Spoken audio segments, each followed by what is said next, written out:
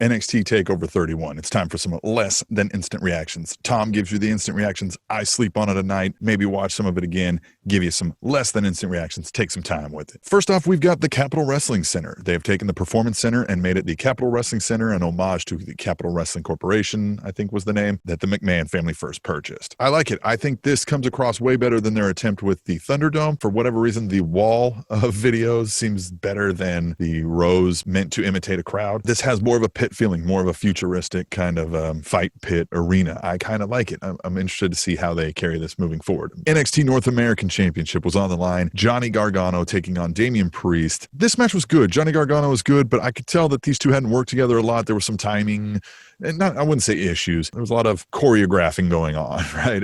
I think this is the right call with Damian Priest. I don't know where they necessarily are going to go with him. It's time to establish some reason, some kind of who he is, what he's doing, because otherwise we really don't know, and I don't think we're connecting for that reason. Johnny Gargano, I don't know what they're going to do with him, but he's a plug-and-play guy. Whatever you give him, he's going to make money off of it. Velveteen Dream versus Kushida. This match was intense. They went hard. I like the subtlety of the Back to the Future play with Velveteen Dream dressing up as Doc Brown, but I kind of want to know where Velveteen Dream goes here. Right now, he's just kind of the weird guy who cosplays at NXT TakeOver events. I'd like to see more. Maybe it's time for him to go and move on to something else, be it WWE main roster or somewhere else. I think he's good. He sells very well, so they can use him. I just think right now he's kind of stalled out. Kushida, I don't know how well WWE handles a star with a language barrier. They haven't done it very well. As evidenced with this storyline, it was pretty much carried for an emotional aspect by Velveteen Dream. I think the success of a superstar with a language barrier generally relies on the quality of their opponents, and we'll just see how well that works out in NXT for Kushida. The NXT Cruiserweight title was on the line. Santos Escobar defending against Isaiah Swerve Scott. The go-home show for NXT had an amazing split-screen promo between these two, and it really made me want to see this match. It really felt like it was honest that they let these guys completely script it themselves.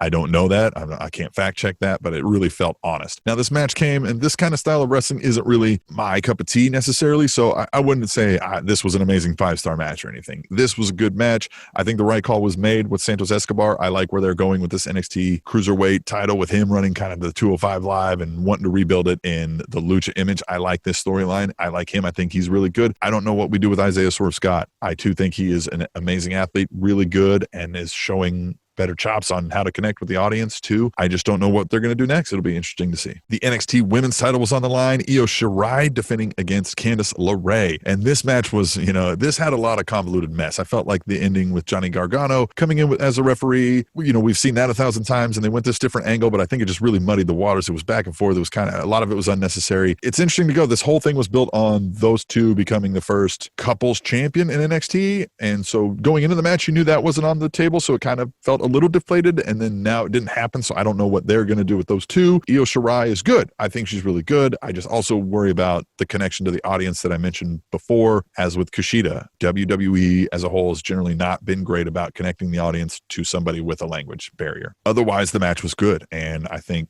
this is what NXT does, right? They put some great talent in there, and you come away from the match going, that was good. NXT Championship on the line. Finn Balor versus Kyle O'Reilly. Tom said on his instant reaction that this was good, but doesn't think this will be in the NXT history books as one of the all-time great matches, and I agree with that a lot, even on this less than instant reaction and taking some time.